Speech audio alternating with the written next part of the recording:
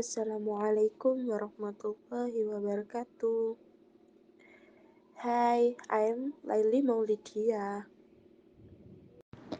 Wa ana Putri Zahrotul Fitriah. Here I will explain about the basic concept of quantitative research. Quantitative research is a research that does not focus on the depth of data.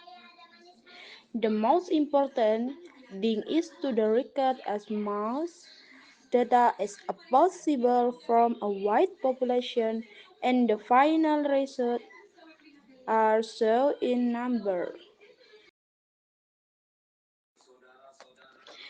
Ada beberapa jenis penelitian kuantitatif. Berikut ini adalah penjelasan dari jenis-jenis penelitian tersebut.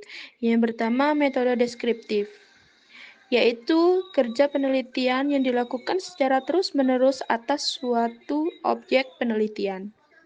Yang kedua, metode korelasi, yaitu suatu penelitian yang dilakukan untuk menggambarkan dua atau lebih fakta-fakta dan sifat-sifat objek yang diteliti. Penelitian dilakukan untuk membandingkan persamaan dan perbedaan dua atau lebih fakta tersebut berdasarkan kerangka pemikiran tertentu. Yang ketiga, metode survei, yaitu penelitian yang dilakukan melalui pengamatan langsung terhadap suatu gejala yang menggunakan sistem sampling. Ciri khas penelitian ini adalah data yang dikumpulkan menggunakan angket yang diberikan kepada responden. Yang keempat adalah metode komparatif atau ex post facto. Adalah metode yang digunakan dalam penelitian yang meneliti hubungan sebab akibat yang tidak dimanipulasi oleh peneliti. Kelima, metode eksperimen adalah suatu penelitian yang menuntut peneliti memanipulasi dan mengendalikan satu atau lebih variabel bebas serta mengamati variabel-variabel dekat. Untuk melihat perbedaan sesuai variabel bebas tersebut, penelitian ini juga dapat diartikan sebagai sebuah penelitian yang ingin mengetahui sebab akibat dari perlakuan atau treatment kepada kelompok eksperimen. Yang keenam, penelitian eksploratif, yaitu penelitian bertujuan untuk menjawab pertanyaan-pertanyaan yang telah dirumuskan terlebih dahulu atau mengembangkan hipotesis untuk penelitian lanjutan. Peneliti dalam penelitian eksploratif perlu mencari hubungan, gejala-gejala sosial, ataupun fisik untuk mengetahui bentuk hubungan tersebut. Yang terakhir, penelitian eksplanatif. Penelitian eksplanatif atau yang bersifat menerangkan, yaitu penelitian yang dapat dilakukan kalau pengetahuan tentang masalah sudah cukup. Artinya, sudah ada beberapa teori tertentu dan sudah ada berbagai penelitian empiris yang menguji berbagai hipotesa tertentu sehingga terkumpul berbagai generalisasi empiris.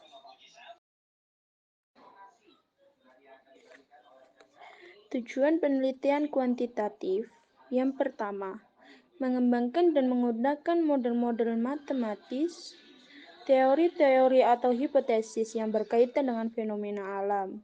Proses pengukuran adalah bagian yang sentral dalam penelitian kuantitatif karena hal ini memberikan hubungan yang fundamental antara pengamatan empiris dan ekspresi matematik dan hubungan-hubungan kuantitatif. Yang kedua yaitu menentukan hubungan antar variabel dalam sebuah populasi. Desain penelitian kuantitatif ada dua macam, yaitu deskriptif dan eksperimental. Studi kuantitatif melakukan pengukuran hanya sekali. Artinya, hubungan antara variabel yang dilakukan hanya berlangsung sekali. Sedangkan studi eksperimental melakukan pengukuran antar variabel pada sebelum dan sebelumnya untuk melihat hubungan sebab akibat dari fenomena yang diteliti. Data collection. Interview. By asking directly to the object or target to get the result directly from the source. questionnaire that is in the form of written question give the respondent of object so that they fill in the question.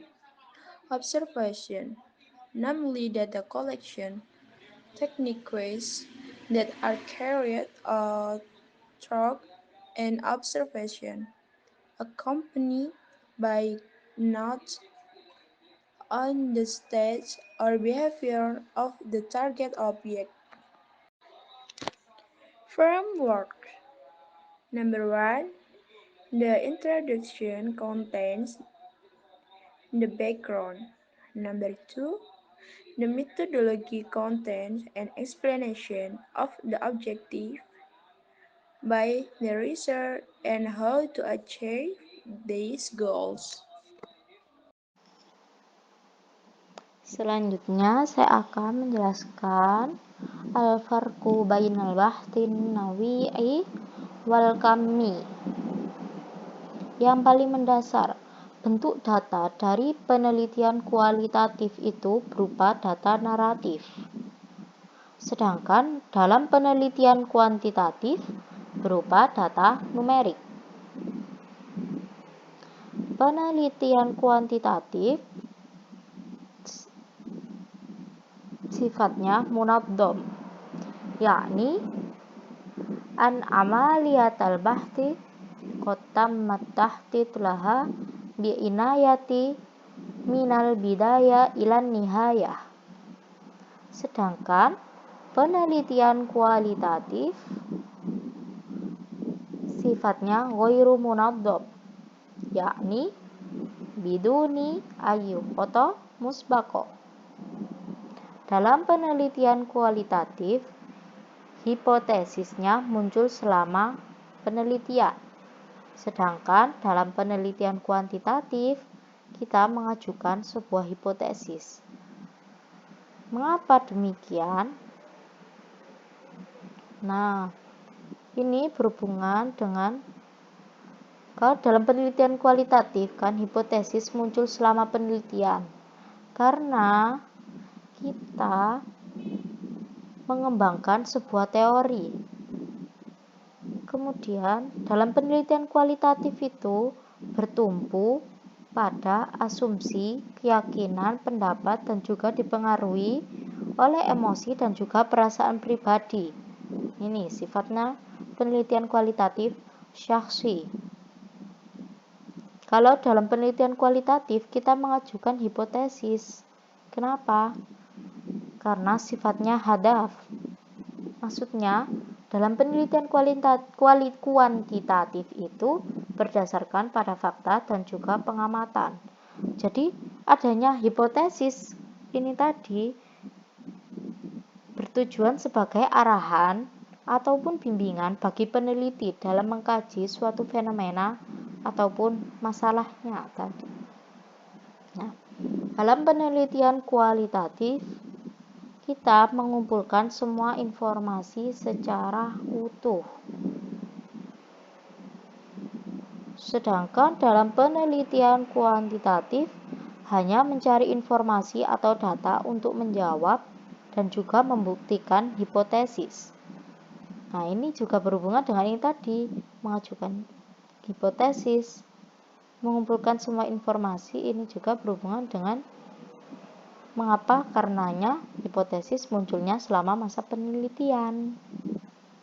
Kemudian penelitian kualitatif itu iktisabu fahman awaliyin au iktisabu naduriyah. Sedangkan penelitian kuantitatif ja'ala ta'mimat.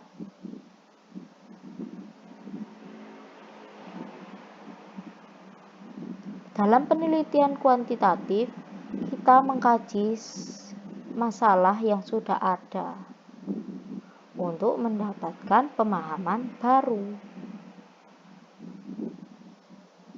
Dalam penelitian kuantitatif tidak berubah pada saat penelitian lapangan. Kenapa? Berhubungan dari sifatnya tadi. penelitian kuantitatif itu bersifat munadom, terstruktur. Sedangkan penelitian kualitatif bisa berubah saat penelitian lapangan karena sifatnya ghairu munadom.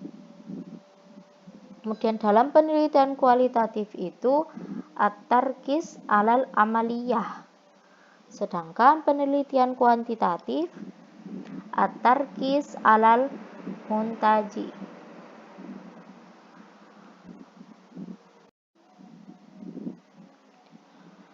Hada aktaru au aqallu ma yumkinuni syarhu. Asif idza kanat hunaka akhta'.